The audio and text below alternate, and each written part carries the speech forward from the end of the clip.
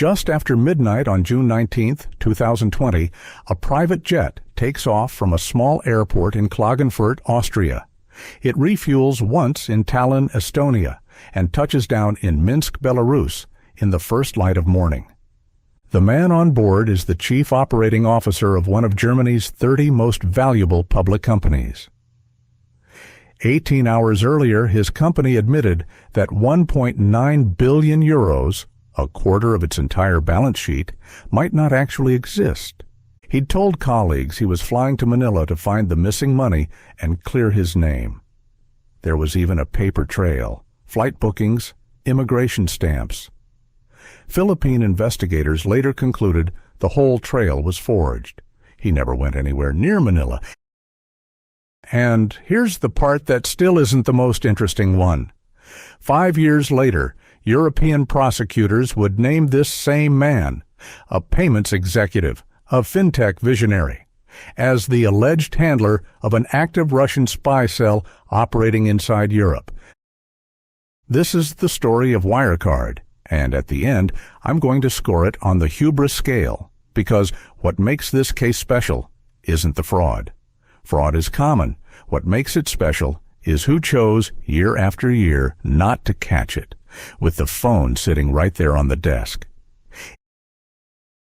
In 1999, Wirecard was a payment processor for a very particular kind of client, the sites no other bank would touch.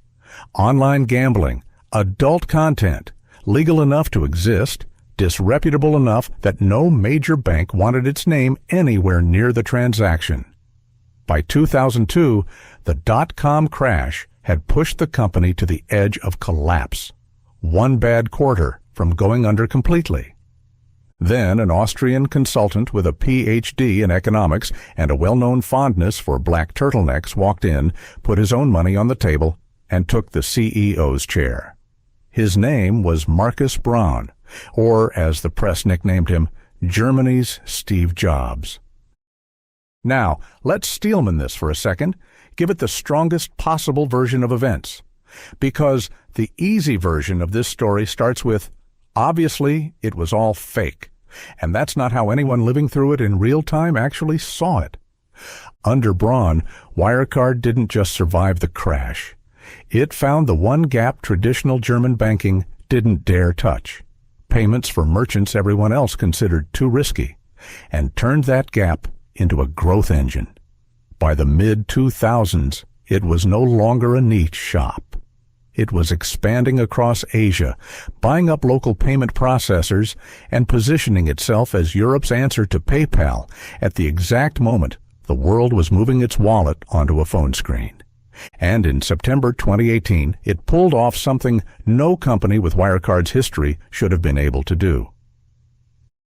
It took the place of Commerzbank, an actual bank founded in 1870, older than the German Empire itself, on the DAX, Germany's index of its 30 most valuable public companies.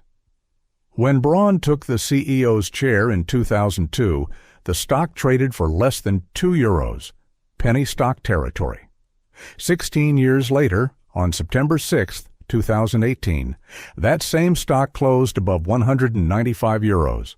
That's roughly an 11,000% increase. For one stretch of time, a payment processor that used to bank porn sites was worth more than Deutsche Bank.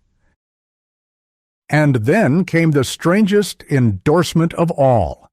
In April 2019, at a point when a major financial newspaper was already publicly accusing the company of fraud in print under its own name, SoftBank wired over €900 million into Wirecard, structured as convertible notes for a future 6% stake.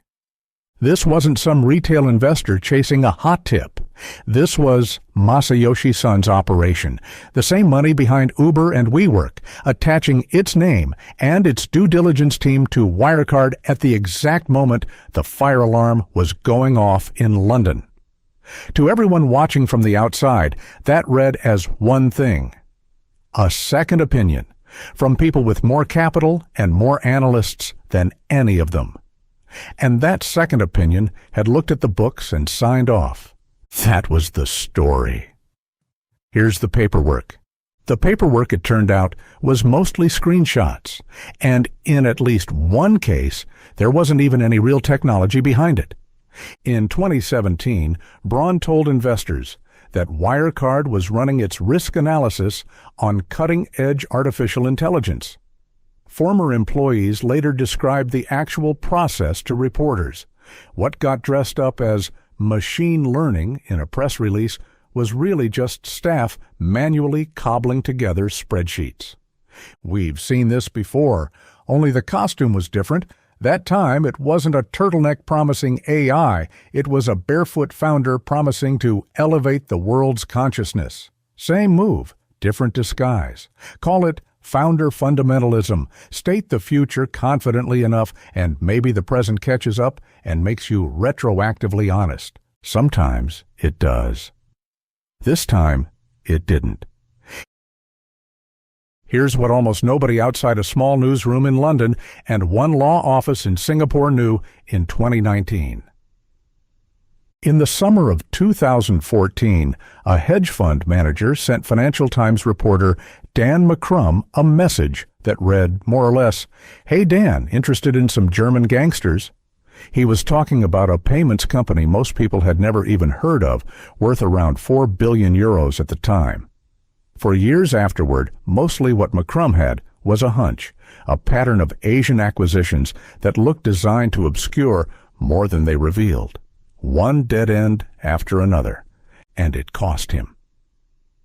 By his own later account, McCrum spent the back half of that decade being followed by private detectives, hacked and accused by BaFin itself of being the actual criminal in the story. German lawyers warned the Financial Times that if he set foot in the country, arrest was a real possibility. At one point, someone offered the paper $10 million to make the story disappear. Professionally, the safest move was to drop it. He didn't. But the breaking point didn't come from London. It came from inside the company. Wirecard's Singapore-based head of legal was a young lawyer named Pav Gill. In 2018, Gill raised internal concerns about fabricated accounting in the Asia operation, the crown jewel of the entire growth story. He did exactly what the company handbook told him to do. He escalated it up the chain. But instead of investigating, the board chose to suspend him. Gill left the company, ready to walk away from the whole thing. His mother wasn't. Her name was Sokbir Kaur, and she'd copied the files off his laptop before he could delete them. When private investigators started following her son around Singapore, she only grew more determined, not less. She's the one who wrote to journalists. She's the one whose email eventually reached Dan McCrum, asking him to talk to her son. That evidence, along with roughly 70 gigabytes of internal correspondence, reached McCrum in 2018. He flew to Singapore and sat down across from the whistleblowers. They described forging invoices and inventing money flows that never existed, in a flat, almost bored voice, like they were describing an ordinary day at the office. Singapore police didn't raid the regional office until February 2019. The Financial Times, a month earlier, already had enough in January to go public. Backdated contracts, fabricated transactions, a paper trail that led nowhere once you actually pulled on it. So by early 2019, the truth was already out there. Printed, public, on the record. Which brings us to everyone whose actual job was to act on it. Germany's financial regulator had two possible responses to the Financial Times reporting. It chose the wrong one. And it didn't do it quietly. BaFin banned short selling of Wirecard stock for 2 months, the first time in its history it had ever shielded a single company that way. Then it filed criminal complaints against the journalists themselves, McCrum and his colleague Stefania Palma, accusing them of coordinating with short sellers to manipulate the market. Over the following year, BaFin opened investigations into more than 30 separate critics of the companies, Sit with that for a second. For roughly 18 months, while Wirecard's own executives were, according to prosecutors, forging the bank confirmations underneath their own balance sheet, the German state was building a criminal case against the people trying to say so out loud. And the auditor? The last line of defense? For 3 straight years, Ernst & Young signed off on Wirecard's books after accepting screenshots and third-party letters as sufficient proof that roughly 1.5 billion euros sat in escrow accounts at OCBC Bank in Singapore. Across all 3 audits, not one auditor on that engagement picked up the phone and called the bank directly to confirm the account existed. When investigators finally made that call in June 2020, the answer took days to arrive, but it only took one sentence to bring everything down. Wirecard had never held an escrow account there. Not that year. Not any year. Germany's own audit oversight body later concluded that the firm's work had been negligent, at the very least, and, in places, grossly deficient. The finding was serious enough that Ernst & Young was permanently banned from auditing public interest companies in Germany. The regulator sued the reporters. The auditor trusted the screenshot. Everything after this is just gravity. June 18th, 2020. Wirecard admits its annual report will be delayed over indications of spurious balance confirmations involving 1.9 billion euros. The stock loses 60% of its value before the market closes that afternoon. June 19th. Markus Braun resigns as CEO. June 21st. The Philippines Central Bank, where Wirecard claimed the missing cash sat in accounts held through local trustee banks, issues an on-the-record statement. Those accounts don't exist. June 22nd. Wirecard confirms it publicly. The 1.9 billion euros had, in all likelihood, never existed at all. Braun is arrested the same day. June 25th. Wirecard files for insolvency, the first company in DAX 30 history to do so, in a country that had built an entire index around the idea that this list was reserved for companies too solid to fail. And because it sat in that index, ordinary German savers had been holding Wirecard stock without ever choosing to. Through pension funds, through index trackers, through the quiet assumption that if it's in the DAX, it's safe. Allianz-managed funds booked serious losses. SoftBank wrote its 900 million euro bet down to almost nothing. Most versions of this story end here. This one doesn't. You already know Jan Marsalek never flew to Manila. A month after he vanished, researchers at Bellingcat traced his actual flight path and pinpointed his location to Belarus. German newspapers reported soon after that he had likely moved on to Russia, living, according to that reporting, under the protection of Russian military intelligence at a residence outside Moscow. For nearly 5 years, that's where the trail went cold, a fugitive white-collar executive, presumably comfortable, presumably untouchable. Then, in 2025 and into 2026, a joint investigation by a coalition of German and international newsrooms went further than presumably.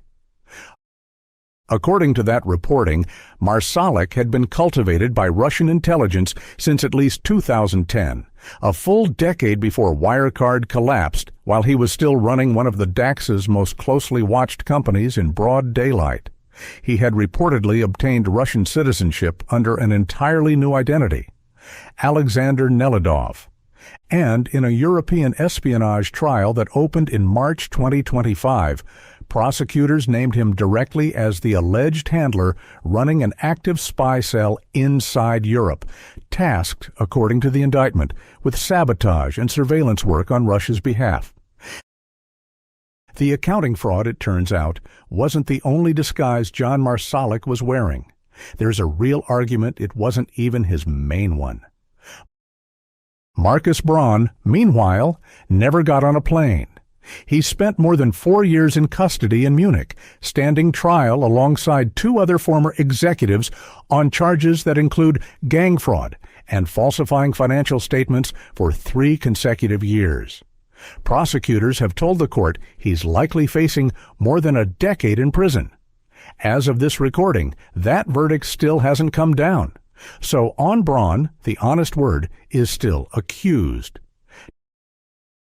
90 years before any of this, there was another man, the smartest financiers in the world, trusted completely, for exactly the same reason.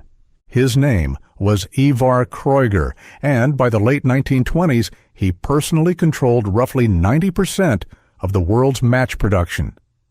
Kreuger and Toll wasn't just a large company. For a stretch, it was the single most widely held stock in the United States. Kreuger courted journalists, quietly financed European governments through enormous state loans, and reportedly helped fund Greta Garbo's early film career. Ivar Kreuger understood something about respectability that Markus Braun would rediscover a century later. If enough credible people vouch for you in public, almost nobody checks the paperwork in private. Behind the monopoly, shell companies in tax havens, forged Italian government bonds used as collateral, and accounting built to be believed rather than to be true. In 1932, as it all came apart, Kreuger shot himself in a Paris apartment.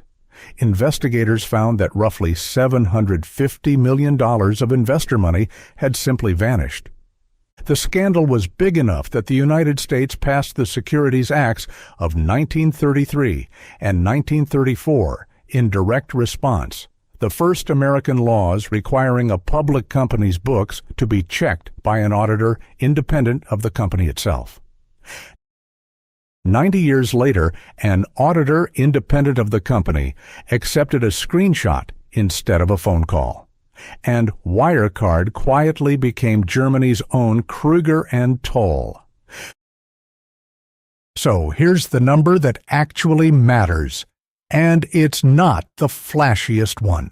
Not the 24 billion euros Wirecard was worth at its peak. Not even the 1.9 billion that vanished. It's 3. The number of consecutive years a licensed auditor let a bank account that never existed sit unverified on a balance sheet. The one regulator whose entire job was to catch exactly that kind of failure spent that time prosecuting the 2 reporters trying to stop it. The one junior lawyer inside the company who actually spoke up got suspended instead of thanked. His mother didn't back down. Call it what it is. 9 out of 10 on the hubris scale. Not because the fraud was clever. Forged bank confirmations are one of the oldest tricks in finance. Older than Kreuger, older than the DAX. 9 out of 10 because every single institution whose actual job was to catch it, the auditor, the regulator, even the smart money writing the checks, had every tool needed to do exactly that, and chose year after year to believe the screenshot instead of picking up the phone. 2,000 years ago, Cicero wrote that of all forms of injustice, none is more deadly than the kind practiced by those who act like good men at the very moment they're being most treacherous. He wasn't writing about payment systems. He didn't need to.